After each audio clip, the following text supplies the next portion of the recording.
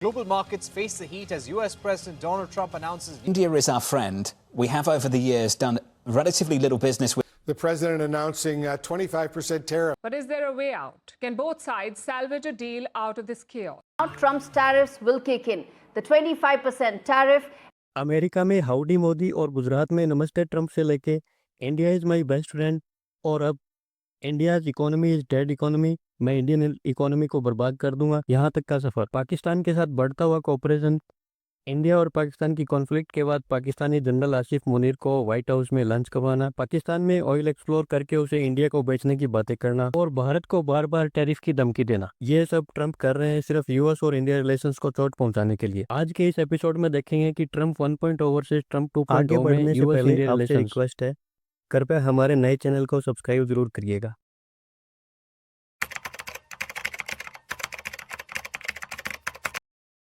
दोस्तों, ट्रंप ने अपने प्रथम कार्यकाल के दौरान इंडिया को काफ़ी फेवर किया था। इंडिया यूएस रिलेशंस में काफ़ी सुधार देखने को मिला था। ट्रंप ने चाइना को काउंटर करने के लिए इंडो पैसिफिक में क्वाड को रिवाइव किया था।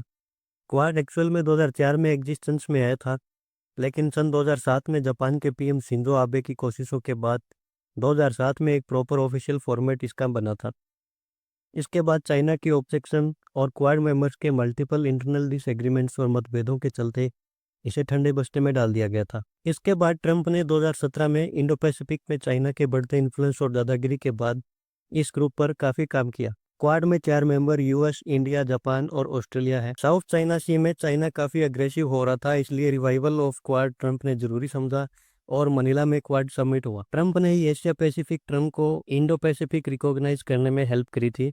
यह Trump led USA clear policy shift को दर्शाता है। क्वाड ने 2020 में मलाबार नवल एक्सरसाइज भी कंडक्ट किया था, जो फर्स्ट टाइम कोई मिलिट्री पार्टिसिपेशन था क्वाड का। इसी दौरान ट्रंप ने चाइना के साउथ चाइना सी के मिलिट्राइजेशन को देखते हुए चाइना पर इकोनॉमिक अटैक्स किए। चाइनीज कंपनियों जैसे हुआवे, टिकटॉक आदि पर बैन लगाया था और अपने एलाइज को भी इंक्रेज किया था। इसके बाद बाइडन ने भी थोड़े बहुत प्रयास किए थे, जैसे कोविड वैक्सीन के टाइम क्वाड को इकट्ठा किया था। ट्रंप के सेकंड कार्यकाल में एक्सपेक्टेड था कि इंडो पैसिफिक को ध्यान में रखते हुए क्वाड पर फोकस बढ़ेगा और इसको मिलिटरली, टेक्निकली और स्ट्रॉन्ग किया जाएगा। लेकिन ट्रंप अभी अमेरिका फर्स्ट चिल्लाते रहते हैं और उनका ज़्यादा फोकस अपने खुद के ही देश पर, और मैं कहूँ तो गलत नहीं होगा कि वो अपने खुद पर ही ज़्यादा फोकस करके बैठे हैं।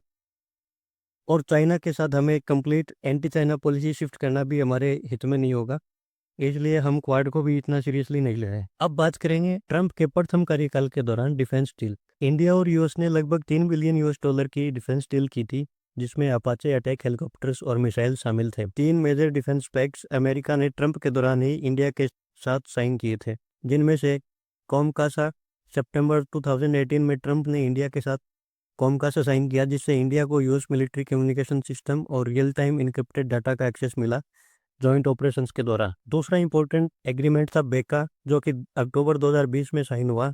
बेका यानी कि basic exchange and cooperation agreement. इसमें geographical locations, intelligence, satellite data और मैप्स को भारत को ईजी एक्सेस मिला। तीसरा था लेमुआ यानी कि logistic exchange memorandum of agreement. ये एक्चुअली में बराक ओबामा के टेन्योर में 2016 में बना था, लेकिन इसका ओरिजिनली एग्जिस्टेंस, इसको प्रभाव में लाने के लिए ट्रंप ने मेहनत की और ट्रंप के टेन्योर में ये फाइनलाइज हुआ। लेमुआ के एंट्री यूएस नेवी शिप्स ने इंडियन बेसिस में रिफ्यूलिंग की और इनमें आईएसए भी था, यानी कि इंडस्ट्रियल सिक्योरिटी एनेक्स। इसके under transfer of sensitive technology from US to private defence companies of India शामिल था। इन सब पैक्ट्स के बाद India US relations military point of view से काफ़ी स्ट्रांग हुए और आज भी लगभग ये सारे डिफेंस फैक्ट एग्जिस्टेंस में है। अभी बात करते हैं कि ट्रेड और डिप्लोमेसी कैसा रहा ट्रंप 1.0 के वर्सेस 2.0 में। ट्रंप ने इंडिया को डेवलपिंग नेशंस का दर्जा हटा दिया था और एक जीएसपी स्टेटस इंडिया को जो मिला हुआ था वो अपने पहले कार्यकाल के दौरान ही हटा दिया था। लेकिन बायलैटरल ट्रेड ट्रंप के दौरान बढ़ा और करीब $140 बिलियन तक पहुंच गया था। ट्रंप ने उस टाइम भी इंडिया को टैरिफ किंग कहा था। आज भी ट्रंप भारत को टैरिफ के लिए टैरिफ किंग कहता है। आज भी भारत के टैरिफ से ट्रंप काफी गुस्सा है। भारत के स्टील एल्यूमिनियम पर 25% टैरिफ उस टाइम भी लगाए थे। जवाब में भारत ने भी बादाम और हार्ले डेविडसन बाइक्स आदि पर रिटेलिएशन में टैरिफ लगाए थे। अब देखते हैं कि ट्रंप के दूसरे कार्यकाल में ट्रेड और डिप्लोमेसी का क्या सीन है। ट्रंप ने सेकेंड टर्म में इंडिया यूएस ट्रेड को बहुत ज्यादा डैमेज पहुंचाने की कोशिश की है। अमेरिका के इतिहास में ऐसा कोई यूएस प्रेसिडेंट नहीं रहा होगा जो इतना यूएस और इंडिया रिलेशंस को खराब करने पे तुला हुआ है। ट्रंप ने भारत को डेड इकोनॉमी कहा है। अगर भारत रूस से ऐसे ही ट्रेड करता रहता है तो मैं भारत की इकोनॉमी को बर्बाद कर दूंगा, ऐसी धमकियां आए दिन ट्रंप से आती रहती है। हमारे देश का एक दुर्भाग्य ये भी है कि ओपोजिशन हमारे यहाँ पे उतना मैच्योर नहीं है। आप इस बात से जरूर एग्री करोगे। राहुल गांधी ने ट्रंप को सही ठहराया कि हाँ, हमारी इकोनॉमी ऑलरेडी डेड है, उन्होंने सही कहा है। तो देखिए, मेरा मानना ये है कि ऐसे टाइम पे एज ए कंट्री हमें सोचना चाहिए और हमें अपने देश के साथ खड़ा होना चाहिए। लेकिन पॉलिटिक्स तो पॉलिटिक्स आप जानते हैं, क्योंकि इंडिया वर्ल्ड में ऑयल का बहुत बड़ा इम्पोर्टर है। हमारे यहाँ क्रूड ऑयल नहीं निकलता, हम दूसरे देशों पर ही निर्भर है क्रूड ऑयल के लिए। मोस्टली यूएस, ईरान, वेनेजुएला और रशिया ऑयल एक्सपोर्टर्स हैं जिनसे हम खरीद चुके हैं पास्ट में और खरीद रहे हैं। वेनेजुएला और ईरान पर यूएस पहले ही सैंक्शन लगा चुका है, उनसे हम ऑयल इंपोर्ट नहीं कर सकते। हमारे पास यूएस और रशिया दो ही ऑप्शंस बचते हैं, क्योंकि यूएस ऑयल हमें महंगा पड़ता है, जिससे हमारा इंपोर्ट बिल काफ़ी बढ़ जाता है। और इधर रशिया पर यूक्रेन वॉर के बाद, सैंक्शन के बाद रशिया ऑफिशियली यूएस डॉलर का इस्तेमाल नहीं कर पा रहा था, तो इन्होंने इंडिया को मैसिव डिस्काउंट्स दिए, जिससे इंडिया को तो बहुत फायदा हुआ। लेकिन यूएस और यूरोपियन यूनियन हम पर बहुत ज्यादा गुस्सा हो गए, बार बार भारत पर टैरिफ की धमकियां देकर दबाव बनाते रहे हैं। और फाइनली अगस्त 1 से इंडिया पर 25% टैरिफ अमेरिका ने लागू कर दिया है। हालांकि अभी इस पर 7 दिन का रिलैक्सेशन मिला है। उन्होंने कहा है कि अगर रशिया से तेल परचेज करना बंद नहीं किया तो टैरिफ और भी बढ़ सकते हैं। हालांकि भारत ने क्लियर कर दिया है कि हम रशिया से इंपोर्ट करते रहेंगे, आप जितना प्रेशराइज कर सकते हो कर लो, हमें कोई फर्क नहीं पड़ता। ट्रंप के फर्स्ट टेन्योर के दौरान यूएस के साथ एक ट्रेड डील होने पर काम हुआ था, लेकिन फाइनलाइज नहीं हो पाई। इसी प्रकार ट्रंप 2.0 में भी काफी दिनों से आप सुन रहे होगी ट्रेड यूएस के साथ ट्रेड डील, यूएस के साथ ट्रेड डील, लेकिन वो भी कभी फाइनलाइज हो नहीं पाई। यूएस के साथ एफटीए या ट्रेड डील साइन नहीं होने के मल्टीपल कारण है। आपको पता होगा कि हमने यूके के साथ एक फ्री ट्रेड एग्रीमेंट साइन कर लिया है, जिस पर मैंने वीडियो भी बनाया था। क्योंकि यूएस के साथ हम काफी दिनों से कोशिश कर रहे थे ट्रेड डील साइन होने की, लेकिन नहीं हो पाई। उसके प्रमुख कारण है, उसके कुछ मेन कारण मैं आपको यहाँ बताता हूँ। सबसे बड़ा कारण ये है कि हमारे टैरिफ, यूएस चाहता है कि एग्रीकल्चर प्रोडक्ट्स पर इंडिया ड्यूटी कट करे, जिससे कि यूएस के एप्पल, बादाम आदि का फ्लो इंडियन मार्केट में बढ़ेगा और इंडियन फार्मर्स जो एप्पल प्रोड्यूस करते हैं वो कंपटीशन से बाहर हो जाएंगे। लेकिन इंडिया स्मॉल फार्मर्स और स्मॉल मैन्युफैक्चरर को सेफ गार्ड रखता रहेगा, तो इस पर हम कोई यूएसए को रिलैक्सेशन देने वाले नहीं है। दूसरा सबसे बड़ा कारण मेरा मानना है कि यूएस को डेयरी प्रोडक्ट्स में मार्केट एक्सेस चाहिए इंडिया का। यूएस की डिमांड है कि डेयरी प्रोडक्ट्स को इंडियन मार्केट का इजी एक्सेस मिले, क्योंकि भारत एक कृषि प्रधान देश है और डेयरी फार्मिंग हमारी इकोनॉमी का एक बहुत ही महत्वपूर्ण पिलर है। यूएसए को ड्यूटी फ्री एक्सेस देने से हमारे किसानों पर प्रतिकूल प्रभाव पड़ेगा।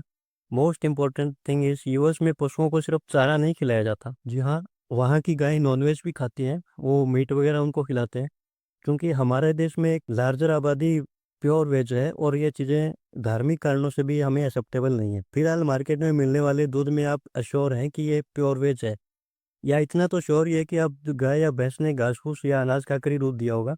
लेकिन अगर एक बार यूएस का दूध यहाँ आ जाता है तो आप ये डिफ्रेंशिएट नहीं कर पाओगे कि ये नॉन वेज है या फिर वेज है। उन्होंने पशुओं को पता नहीं क्या खिला के दूध प्रोड्यूस किया है। और दूसरा, उनका जो रेट है वो ऐसे ही सस्ते दामों पर यहाँ बेचने लग जाएंगे, तो अपने लोकल फार्मर्स को इससे बहुत नुकसान होगा। एक और कारण ट्रेड डील साइन न होने का है डिफेंस, क्योंकि भारत काफ़ी बड़ा डिफेंस इंपोर्टर था, आज भी है। भारत और पाकिस्तान की कॉन्फ्लिक्ट के बाद हमने एक 5th जनरेशन फाइटर जेट की आवश्यकता महसूस हुई है, क्योंकि हमें फाइटर जेट तो लेना ही है 5th जनरेशन, या फिर हो सकता है हम आने वाले 10-15 साल में यहाँ डेवलप कर पाएँ, लेकिन तब तक बहुत देर हो चुकी होगी। अभी यूएस चाहता है कि हम 5th जन फाइटर जेट और मल्टीपल डिफेंस आइटम जैसे मिसाइल्स आदि रशिया से ना खरीदकर यूएसए से खरीदें। यूएस F-35 बेचने के लिए काफ़ी उतावला है, ये उसका बहुत महत्वाकांक्षी प्रोजेक्ट है। और अभी भारत ने क्लियर कर दिया है कि वो F-35 खरीदने में कोई खास इंटरेस्टेड नहीं है। आपने यूके रॉयल नेवी का एक F-35 केरला में फंसा हुआ देखा होगा, जो 1 महीने बाद, जो टेक्निकल प्रॉब्लम आने के बाद करीब 1 महीने तक केरला में खड़ा रहा था, और उसके बाद एक F-35 रिसेंटली क्रैश भी हुआ था। तो ये काफ़ी सिक्योरिटी क्वेश्चन उठाते हैं। और दूसरा सबसे महत्वपूर्ण कंसर्न हमारा ये है, कल को अगर पाकिस्तान के साथ छोटी मोटी कॉन्फ्लिक्ट में हम F-35 का यूज़ करते भी हैं, तो क्या पता उधर से यूएसए उसमें कोई सॉफ्टवेयर ग्लिच डाल दे या कोई किल स्विच वगैरह एक्टिवेट कर दे। हो सकता है हमने पैसे दिए हैं उसके लिए और फिर भी उसको वो यूएसए कंट्रोल करे, तो हमारे किस काम का। यानी अगर ज़रूरत पड़ने पर भी हम काम में न लग पाएँ उसको, तो फिर हार्डवेयर पे इतना पैसा खर्चने का कोई सेंस नहीं बनता है। एक और कारण ये भी है कि डिजिटल एस्पेक्ट्स में अगर देखा जाए तो इंडिया चाहता है कि इंडियन यूज़र का डेटा, जैसे गूगल पे आप यूज़ करते होंगे तो उसका यूपीआई डेटा इंडियन सर्वर में ही स्टोर किया जाए। इसलिए Apple, Amazon, Microsoft, Facebook, Google आदि को भारत में डाटा सेंटर्स खोलने होंगे, जिसकी कॉस्टिंग और मेंटेनेंस बहुत महंगा होता है। हालांकि इनके पास पैसे की कोई कमी नहीं है, लेकिन फिर भी इनके एक प्रॉफिट का बड़ा चंक इनमें इन्वेस्ट करना होगा। एक और रीज़न है, यूएस कंपनीज चाहती है कि भारत में मेडिकल सप्लाईज पर कोई प्रतिबंध ना हो, उन्हें मेडिकल का ईजी एक्सेस मिले और महंगे भाव में दवाइयाँ और मेडिकल इंस्ट्रूमेंट बेचें। हमारे यहाँ most important medical devices like heart stunts और दवाइयों पर गवर्नमेंट ऑफ इंडिया ने प्राइस कैप लगाए हुए हैं, जिस पर यूएस जाइंट लाइक एबॉट आदि ऑब्जेक्शन करते हैं। ट्रेड के बाद अब बात करते हैं इंडिया, यूएस और पाकिस्तान का इन्वॉल्वमेंट। ट्रम्प 1.0 के दौरान ट्रम्प ने पाकिस्तान को खास सपोर्ट नहीं किया था, पाकिस्तान को मिलिट्री एड्स आदि बंद कर दिए थे। और जैसा हमने डिस्कस किया, इंडिया पैसिफिक और क्वाड पर ट्रम्प का मेन ऑब्जेक्टिव था, लेकिन ट्रम्प 2.0 बहुत ही ड्रामेटिक तरीके से पाकिस्तान की ओर शिफ्ट हुए हैं। इसका मेन रीज़न इंडिया को मॉक करना और इंडिया को प्रेशराइज करना, ताकि हम रशिया से ऑयल इंपोर्ट्स बंद कर सकें। और मेरे को लगता है कि यूएसए का ये शिफ्ट टेम्परेरी है, ये पाकिस्तान को यूएसए के हिसाब से यूज एंड थ्रो वाली पॉलिसी पर चलाएंगे। अभी इंडिया पाकिस्तान कॉन्फ्लिक्ट के बाद आपने देखा होगा, ट्रंप ने सैकड़ों बार क्रेडिट लेने की कोशिश की कि मैंने 2 न्यूक्लियर देशों के बीच कॉन्फ्लिक्ट को रुकवा दिया। हालांकि पीएम मोदी और एस जयशंकर ने पार्लियामेंट में खड़े होकर कई बार इस बात का खंडन किया है। वही पाकिस्तान जिसमें 9/11 जैसे अटैक के बाद उसके मास्टरमाइंड को छुपा कर रखा था और दुनिया भर के टेररिस्ट के लिए ये सेफ हेवन है, फिर भी पाकिस्तान के साथ यूएसए का कोऑपरेशन बढ़ना हमारे लिए चिंता का ही विषय। आपने देखा होगा कि ट्रंप ने यूएस आर्मी के आसिफ मुनीर के साथ लंच किया, वो भी यूएस की सोइल पर। यह कितना बड़ा उकसावे वाला स्टेप है, आपको पता ही है। इससे भी ज़्यादा इम्पोर्टेंट, जब भारत पर यूएसए ने 25% टैरिफ लगाए हैं, तो इंडिया को मॉक करने के लिए यूएसए ने पाकिस्तान पर भारत की अपेक्षा कम टैरिफ लगाए हैं। बांग्लादेश पर 20% और पाकिस्तान पर 19% टैरिफ लगाए हैं। और ट्रंप ने यह भी कहा है कि हम पाकिस्तान के साथ मिलकर पाकिस्तान की धरती में ऑयल एक्सप्लोरेशन करेंगे, और हो सकता है कि कल को पाकिस्तान इंडिया को यह ऑयल बेचना शुरू कर दे। पाकिस्तान में ऑयल ढूंढना, अगर वहाँ पे बम बारूद ढूंढते हैं तो शायद ज़्यादा उम्मीदें हैं मिलने की। बाकी ऑयल कहाँ मिलेगा इनको पता नहीं, ये खुद बॉर्डर पार ईरान और इधर से चोरी करके लाते हैं, काफ़ी बार हमने देखा। यूएस और पाकिस्तान की करीबी का एक कारण ये भी है कि यूएस को पाकिस्तानी एयरबेसेस और एयर स्ट्रिप्स पर काफ़ी कंट्रोल है और काफ़ी इसकी रिक्वायरमेंट भी है। अगर उसे इजराइल के सपोर्ट में ईरान आदि पर कोई अटैक करना हो तो पाकिस्तान के एयरबेसेस का यूज़ कर सकता है, और पाकिस्तान को ये चूरन बेच देगा कि भाई तुम्हारे एयरबेसेस और एयर स्ट्रिप्स का मेंटेनेंस हम देख लेंगे, तुम्हें ऑपरेशन सिंदूर के दौरान इंडिया के प्रकोप से भी हमने बचाया था। दूसरा बड़ा कारण ये भी है कि इंडिया फास्टेस्ट ग्रोइंग इकोनॉमी है according to World Bank and IMF, United Nation सबने ये बात मानी है। और ग्लोबल स्टेज पर इंडिया का बढ़ता हुआ इन्फ्लुएंस देखकर इनसे रहा नहीं जाता, इसलिए to keep India in check ये पाकिस्तान को एज ए प्रॉक्सी यूज करेंगे। हमारे चाइना के साथ बॉर्डर इश्यूज धीरे धीरे रिसोल्व हो रहे हैं। पाकिस्तान बॉर्डर पर भारत को बिजी रखने के लिए यूएस से पाकिस्तान को सपोर्ट करता रहेगा। ये सारी चीजें ट्रेड डील नेगोशिएट करने में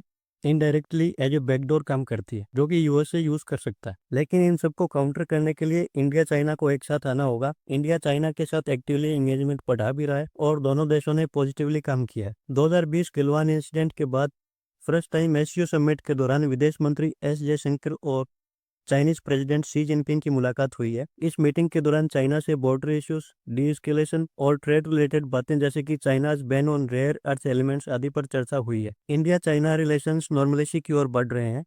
अभी आपने सुना होगा कि हम चाइनीज बिजनेसमैन आदि को वीजा देना भी शुरू कर देंगे। अभी यूएस जिस तरह से इंडिया के खिलाफ